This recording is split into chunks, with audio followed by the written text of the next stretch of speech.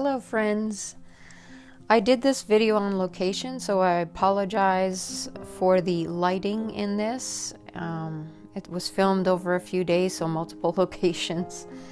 So we're gonna do this beautiful waterfalls using this reference photo that I found on Pixabay. Doing a wet on wet background for the sky. I am using some very cool blues and grays for that sky. And starting on the waterfall, I'm blocking in the earth tones and the green grasses that I see while the paper is still wet.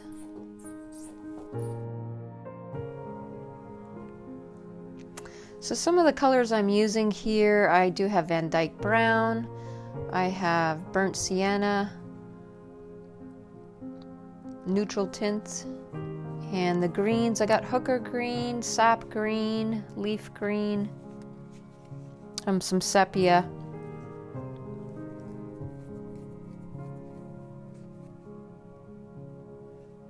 So basically I'm just building my foundation here, and along the way, as things are drying, I'm trying to add in some texture.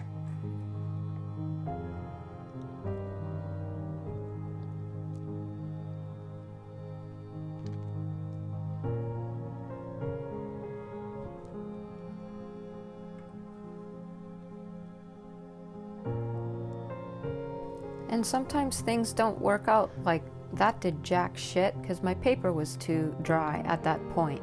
So I don't let it slow me down. I don't think, oh my god, that didn't work and what am I going to do next? So just keep going, re-wet sections. That's how you learn and that's how you improve is, you go for it, you try things. I'm using the black silver brushes, size 8 and size 6. These are really nice brushes. Okay, using a palette knife, I'm just dragging in some lines to make it look a little more like the rock face. So I pre-wet my area where the waterfalls is, okay, putting in that light gray color, the shadows behind the falls.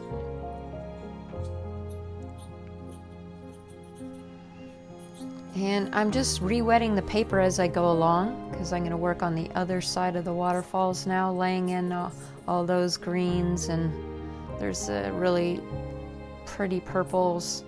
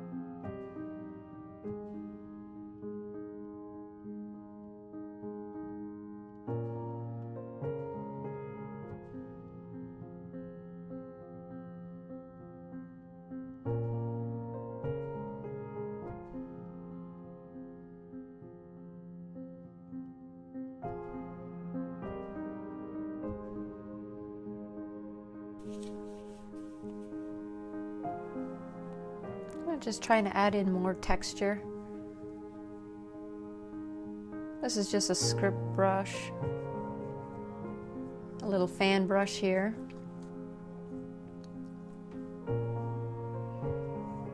And right there the paper's quite dry, so I'm getting a nice dry brush effect.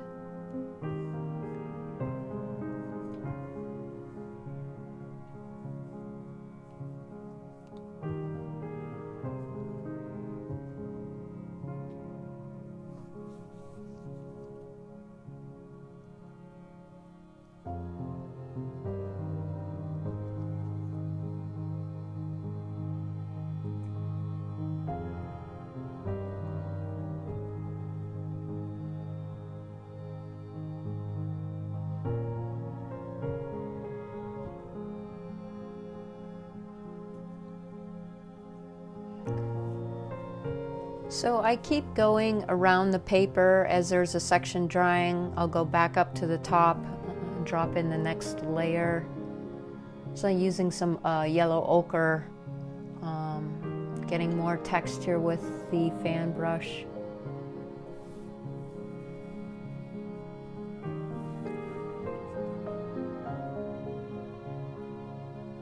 Going a lot darker with this second layer.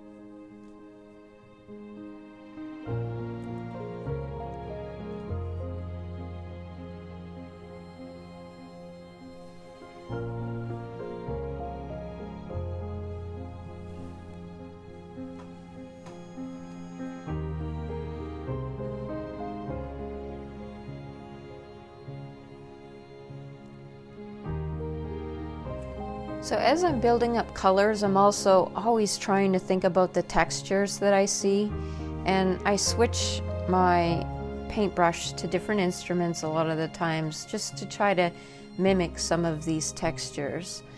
Lifting off with a flat brush, some lighter sections, and using the palette knife again really gives it that rocky appearance.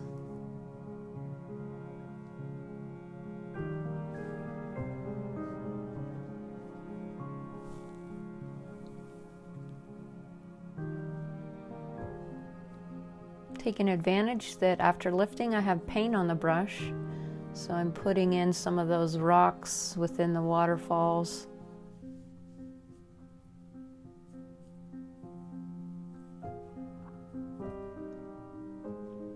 And that's how you just keep shaping the landscape, is keep layering it up.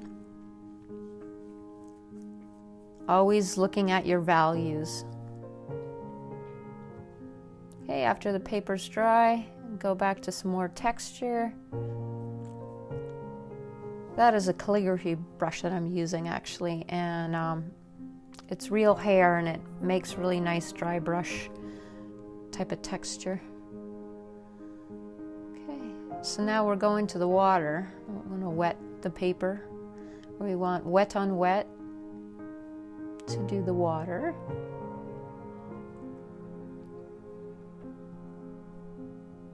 I'm using the same colors that I have in the sky, kind of like a muted color. I'm mixing in a little bit of that neutral tint with the blues.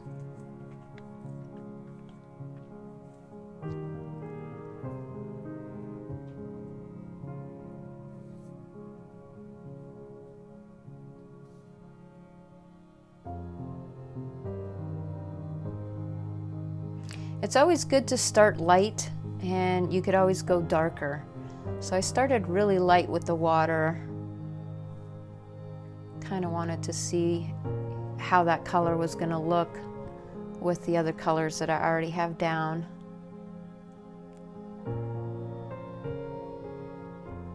You could always go darker, but remember it's harder to go lighter.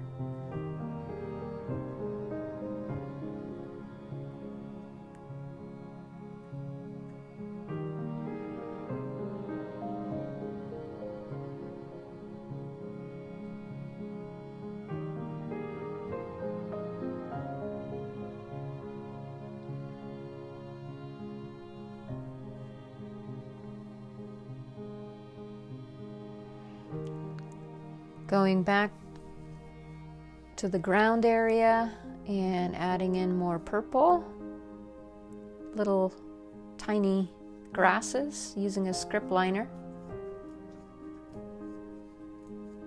So while one section is wet, you go back and you start working on another section, and you just keep jumping around instead of having to wait for your paper to dry.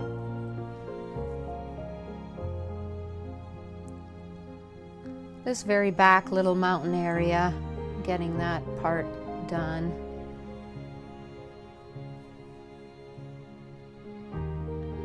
Using basically the same colors that I have been using all along.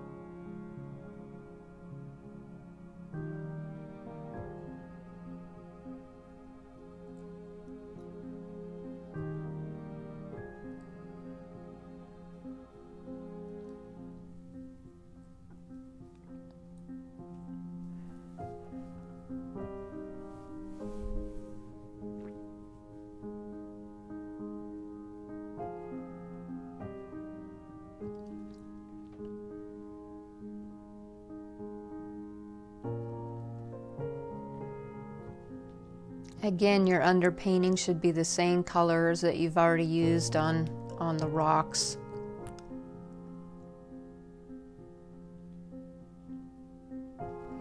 Dropping in your rock forms. Got some neutral tint there. Sepia, Van Dyke brown.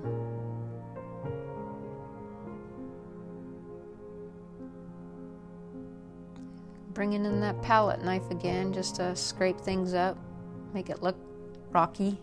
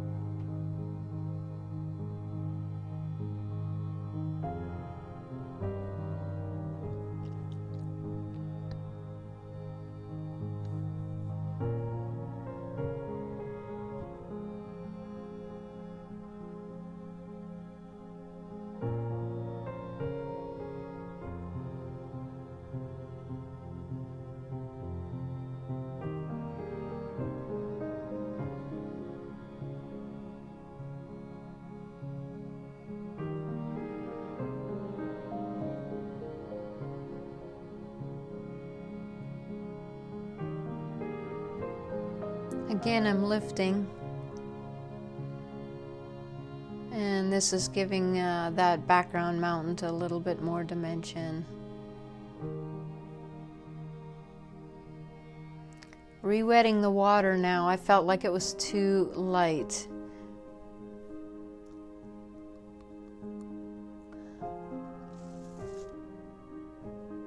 Close to the rocks, the water in the reference photo is quite dark and turbulent, and it doesn't really depict that kind of dangerous scenery. So I felt like I needed to darken this area.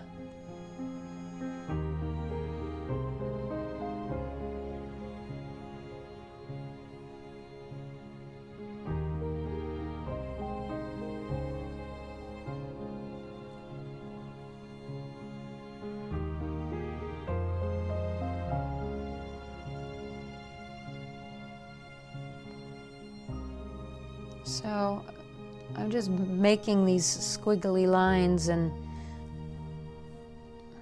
while the paper's still wet,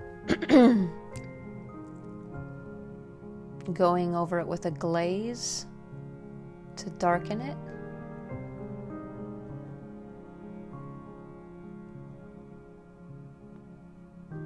And right where the water's the darkest, dropping in more. I use like a Peruvian blue here, I believe.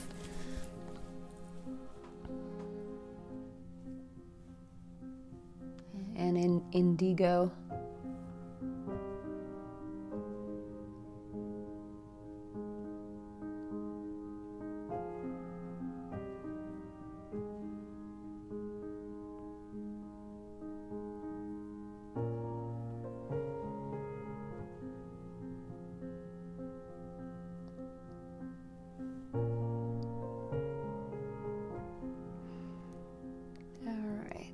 So now I have Dr. Martin's Opaque White Watercolor, and just going over some of the foam on the bottom to bring out the murky bottom.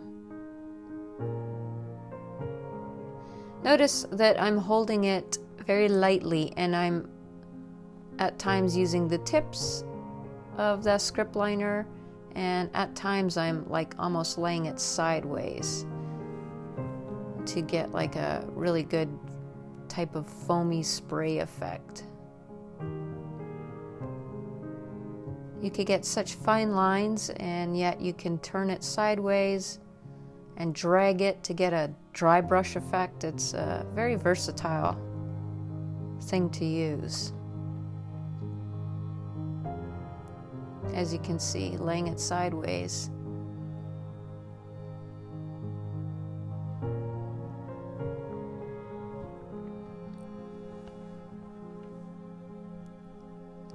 So that definitely adds drama to the scene. I think I definitely needed the white caps down there.